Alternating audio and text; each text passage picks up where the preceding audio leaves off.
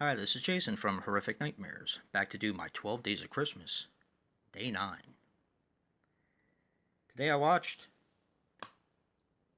To All a Good Night. Now, To All a Good Night is a 1980 film which runs approximately 87 minutes and is directed by the late, great David Hess, who unfortunately passed on October the 7th, 2011 at the age of 75 due to a heart attack.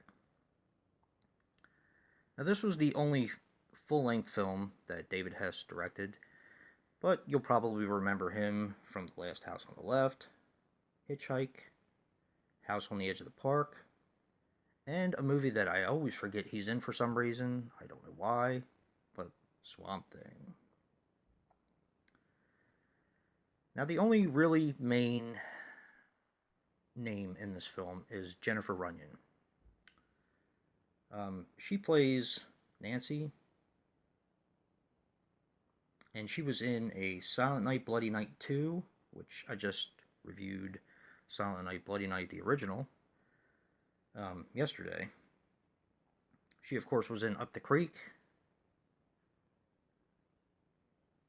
Ghostbusters, The Falcon and the Snowman, but really what I mostly remember her from was Charles in Charge, which is a show that I used to watch religiously.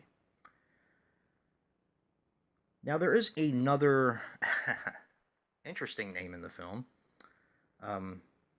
Harry Reams as the pilot, but his actual name that he goes by is Dan Stryker. Now, he passed away on March the 19th of 2013 at the age of 65 due to pancreatic cancer. Harry Reams was a porn star, which was pretty interesting. Now, he didn't have a very big part, of course, but one of the interesting things about the film is that Jennifer Runyon was not aware that he was a porn star. Somebody on the set actually had to tell her. So I thought that was pretty funny. Now, To All a Good Night is about a group of kids who are kind of taking a break over the holidays at a finishing school. They want to have a party, so they fly their boyfriends in, and they kind of drug the head mistress so that they can have their party. Well, 2 years prior, an accident happened where a girl falls off the balcony and dies, and there you kind of have your motive for your slasher here. This is a by-the-book slasher film, and it's a big-time guilty pleasure for me. This is a movie that I've owned for quite a while. As soon as I saw that this came out and was available on Blu-ray, I asked my daughter to get it for me for Christmas. You know, what better time?